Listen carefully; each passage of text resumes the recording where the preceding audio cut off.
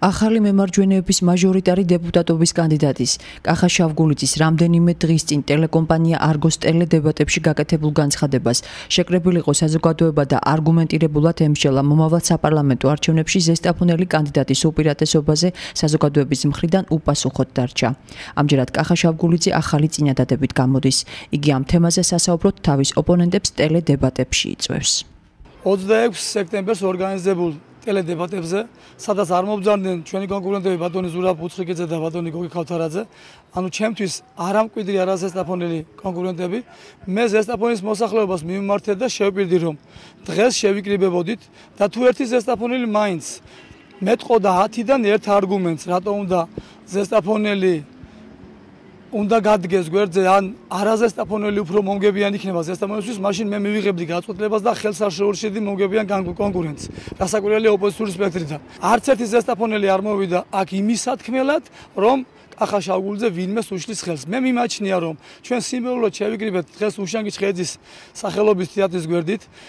ყველა ზესტაფონელს მიაჩნია რომ ეს არის უშანგის ქალაქი, ეს არის სერგო ზაქარიაძის ქალაქი, ეს არის შალვა დადიანის ქალაქი, ეს არის დიმიტრი უზნაძის ქალაქი და ზესტაფონი ყოველთვის იყო კადრების სამჭედლო, როგორც პოლიტიკური, ტექნიკური, კულტურული ინტელიგენციის მხრივ, ისე კაცების სამჭედლო. ამიტომ მიმაჩნია რომ დღეს ჩვენ არაპოლიტიკური, არამედ სამოქალაქო პლატფორმიდან ახალდგევარ და სხვაგვარად არ ძალგვიც და ვიცავ ჩვენი ზესტაფონის ღირსებას.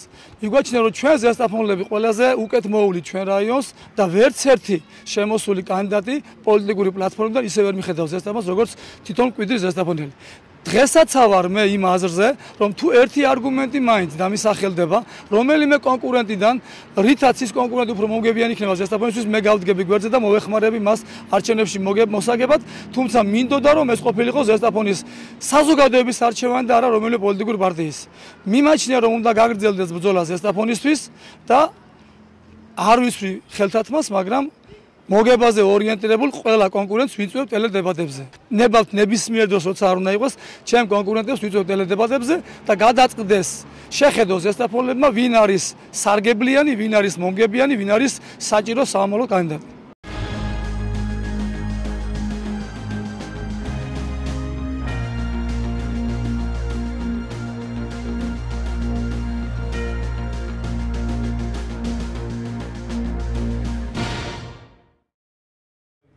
სექტემბერი ცობთან ბრძოლის მსოფლიო დღეა. საზოგადოებრივი ჯანმრთელობის ზესტაფონის მუნიციპალური ცენტრი დაავადების სრულყოფილი მართვისთვის მოსახლეობას თავის გზავნილს აცნობს. ცენტრმა ასევე შეაჯამა სტატისტიკური მონაცემები, რომლის მიხედვით 2011 წელს ანტირაბიულ კაბინეტს 1290-მა, ხოლო 9 თვის მონაცემებით ანტირაბიულ კაბინეტს 1133-მა პირმა მიმართა. ჩვენი ძირითადი გზავნილი შარშანდელ წელსაც არის ის, რომ საზოგადოებამ რაც შეიძლება მეტი ინფორმაცია მიიღოს ამ დაავადებასთან დაკავშირებით და შეძლოს დაავადების სრულყოფილი მართვა. აღმოჩნდა, რომ დაახლოებით 70% დაზარალებულებიდან არის საკუთარი ცხოველები დაგვენილი. ამდენად მე მინდა კიდევ ერთხელ მიმართო მოსახლეობას, თუ მათ ყავთ შინაური ცხოველი, აქცენტი კეთდება კატა, ძაღლი, ამ შემთხვევაში ეს ცხოველები უნდა იყვნენ აცრიელი და მოვლილი. შესაბამისად, განსაკუთრებული ყურადღება ჭირდებათ ამ ცხოველების მეპატრონეებს. იმიტომ რომ საზოგადოებაში გავრცელებული აზრი მხოლოდ მაწანწალ ძაღლებზე ეკეთება აქცენტი და არ კეთდება იმ ცხოველებზე, რომლებიც ოჯახებში ყავთ.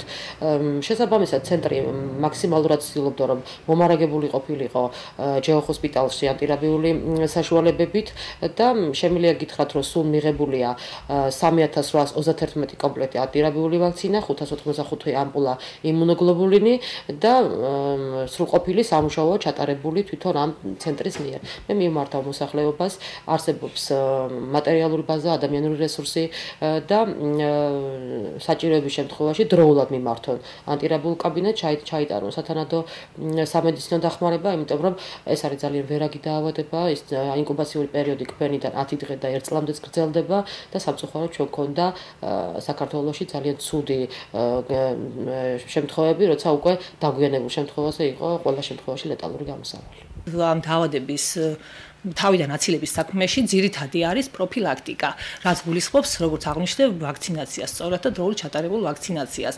და ყველას მიმართავ, რომ დროულად მიმართოს დაკვნის შემთხვევაში, ცხოველის მიერ დაკვნის შემთხვევაში ანტირაბიულ კაბინეტს. და ასევე ერთობლივი ძალისხმევით ისტორიაში ჩავაბაროთ სოფიეს, არის ჩვენი ძირითადი გზავნილი. გასულ წელს ჯანმრთელობის მუნიციპალურმა ცენტრმა მასობრივი კამპანია აწარმოა, სადაც ჩართულები იყვნენ როგორც სამედიცინო დაწესებულებების, ასევე საჯარო დაწესებულებებისა და სხვადასხვა კოლეჯის სტუდენტები.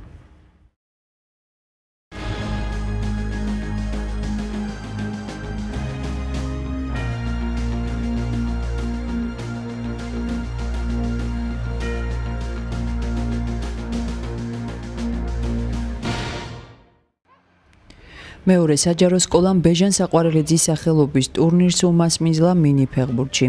ჩემპიონატმა სტარტი გასულ კვირას აიღო და ის სკოლის ადმინისტრაციამ ამავე სკოლის 10 გარდაცვლილი დირექტორის ბეჟან საყვარელიძის ხსოვნის პატივსაცემად მოაწყო. შიდა სასკოლო ტურნირში მე-6, მე-7 და მე-8 კლასის მოსწავლეები იყვნენ ჩართულნი. ფინალი მე-7 პირველსა და მე-7 მეორე კლასის გუნდებს შორის შედგა. გამარჯვებული და ბეჟან საყვარელიძის სახელობის გარდამავალი თასის მფლობელი მე-7 პირველი კლასი გახდა. საერთო ჯამში ახლა კარგი გამოგვივიდა თამაში, მაგრამ მაინც უფრო მეც ველოდი ჩემი გუნდისგან. რა ვიცი, თუ შევძელით შემდეგსაც მოვიგებთ და ვუსურვებთ ჩვენ მოწინააღმდეგე გუნდსაც გამარჯვებას. რავი, კაი ტურნირი იყო, კიდევ სულ კარგად ჩატარდეს და ჩვენ ვიც მოგვიგო, ჩვენ მადლობას ვუხდი რო ითამაშეს. ქართული იყო აი ამაში სულ მე-6, მე-7, მე-8 კლასელები, პატარა ასაკის ბავშვები. თითქმის ერთი კვირის განმავლობაში რა 10 დღის განმავლობაში მიმდინარეობდა ეს ტურნირი და დღესდღეობით შეხედეთ რომ ფინალში ერთმანეთს შეხვდნენ მე-7 პირველი და მე-7 მეორე კლასელები. ბიჭო მარდაიზუგეს თავიანთი ენერგია, თავიანთი ძალა, თავიანთი და ყველაფერი გამოამჟღავნეს რომ დღევანდელი ტურნირი დაემთავრებინათ თავიანთი გამარჯვებით, რომლებიც თქვენ შეხედეთ რა მდგომარეობა და როგორ არის. არის ახლა ჩვენ სკოლაში ნამდვილად პერსპექტიული ბავშვები, რომლებიც დადიან სპორტულ სკოლაში და ჩვენთანაც ადგენიან ჩვენ საჯარო სკოლაზე ესე რომ მომავალი გვაქვს იმედი რომ ჩვენი საჯარო სკოლა ყოველთვის გაიწევს და იქნება წინ. ტურნირს თვალყურს ბეჟან საყვარელიძის ოჯახის წევრები და მეგობრებიც ადევნებდნენ. ჩემპიონატის ყველა მონაწილეს ბეჟან საყვარელიძის შვილიშვილმა გამოჩენილი ადამიანების ბიოგრაფიები უსახსოვრა. ძალიან დიდი მადლობა მინდა უთხრა ბატონ გელემშვენიერაძეს და მთლიანად მეორე სკოლის დირექციას ესეთი ლამაზი ტურნირის მოწყობისათვის, თითოეულ ბავშვს, რომლებიც ძალიან დიდი მონდომებით თამაშობდნენ ფეხბურთს და ძალიან კარგია მათი ცხოვრების წესის დამკვიდრებისათვის.